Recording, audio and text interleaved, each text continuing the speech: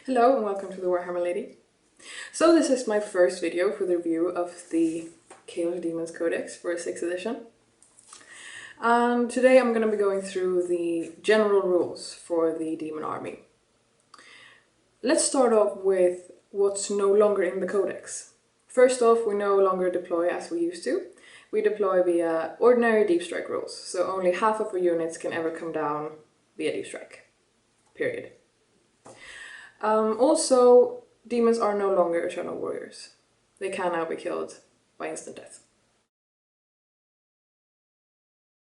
This rule says that you can only join a unit that is composed, well, demons can only join a unit that is composed entirely of the same alignment as themselves. So Heralds of Khorne, for example, can only join Khorne units.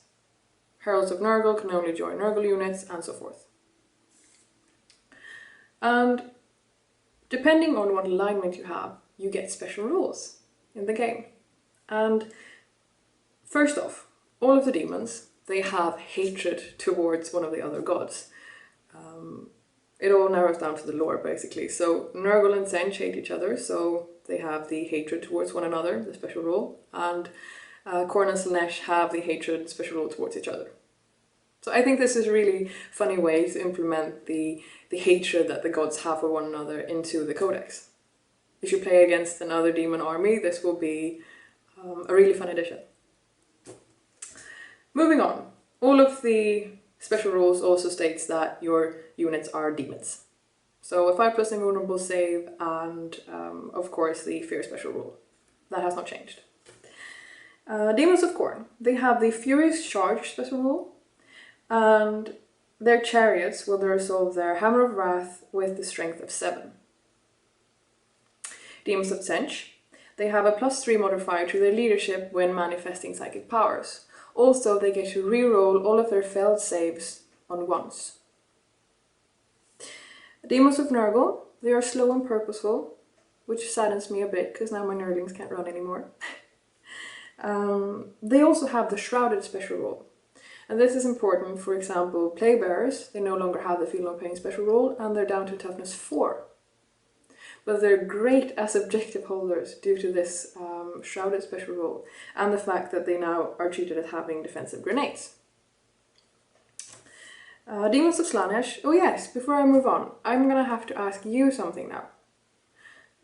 Demon princes in this codex, they have to choose a mark or you cannot use them. I myself, I've never played Chaos Demon Princess as without wings, rather. And I've always had like a Slaanesh mark or a Tzeentch mark. Would you say, if playing a Demon Prince that's walking, that having the Nurgle mark will be worse than having any of the other marks due to the slow and purposeful rule? Or would you say that it's actually a good thing? Let me know what you think. I really want to know, okay? Demons of Slaanesh. These are, in opposite to the Nurgle, really fast. They have the Fleet special rule and the Rending special rule. So regardless of what they do, they're rending. In addition, if you have a unit entirely composed of Slaanesh models that are infantry, they get to run an extra 3 inches. This is really good.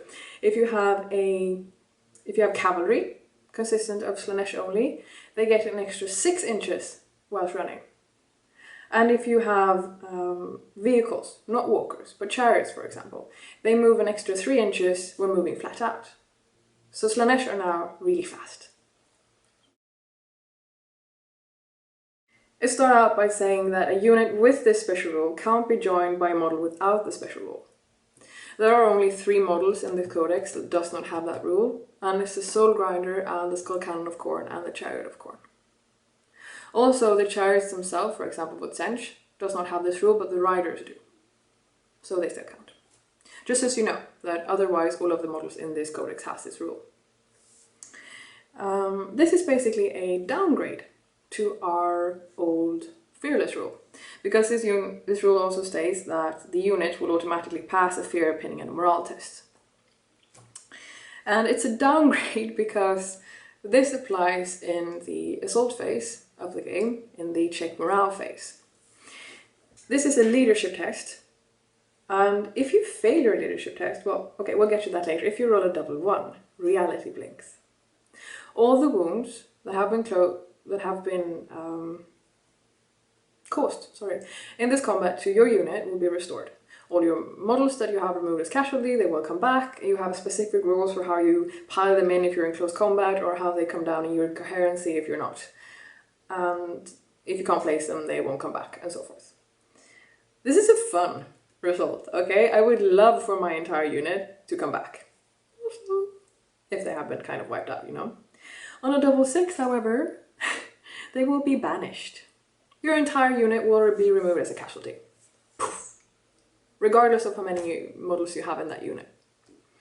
And the enemies that were in close combat with you will make a consolidation move. So these are the extremes. They kind of cancel each other out. So just these effects are not really a downgrade. However, if you fail your leadership test, most troops, for example, now have leadership 7. And if you roll a 10 on your leadership test, you will take 3 wounds. And no saves allowed. So you could potentially take lots and lots of wounds depending on your leadership, because this leadership is affected by modifiers. And also noteworthy is that you never fall back whilst taking wounds from this demonic instability. So yes, this is a downgrade because you can potentially lose your leadership test and be given wounds, meaning that if you, for example, have plague bearers, as before, I would normally put plague bearers in close combat with terminators, for example, because they would keep them in close combat for a while. If I do now, I'll have to rethink it for a bit, because I could potentially be wiped out just because I put them in close combat. So it will make a change of how you play your army.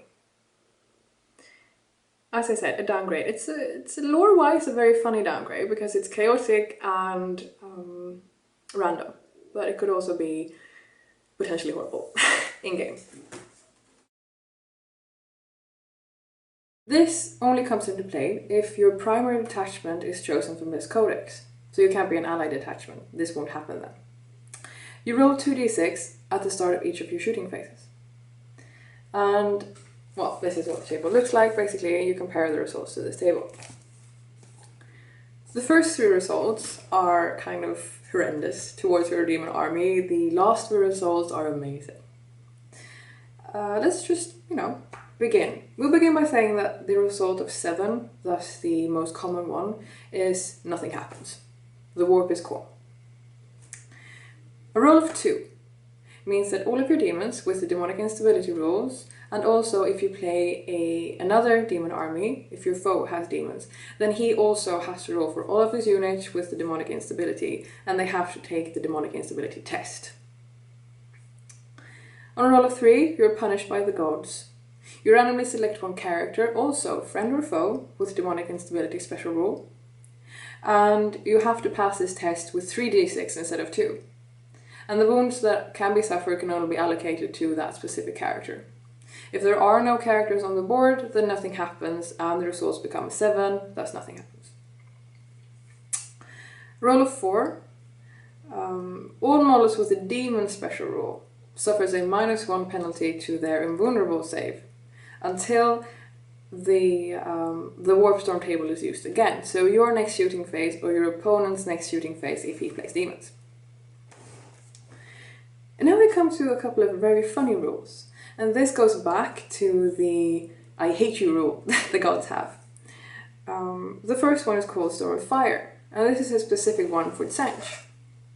And what this means is that you roll a d6 for each unengaged enemy unit on the entire battlefield, and for your friendly units consistent of demons of Nurgle. And these 4 results, because there's one for each god, they start out the same. You roll a d6 for all the enemy units and for the friendly units that you hate. Well, that god hates, rather.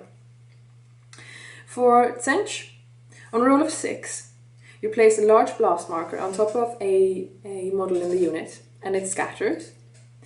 And then you suffer Well, of course, as always, with the blast marker, the number of models underneath it, that's the number of hits that you suffer. And it's strength 4, AP 5, with barrage and ignores cover special rule. For number 6 is the Rot, Glorious Rot. This is of course Nurgle, so it will affect Sench. And your enemies, of course. On a roll of 6, the unit suffers a d6 strength 4, AP 3 hits. These hits also have poison 4+ and ignores cover save. Well, ignores cover, sorry.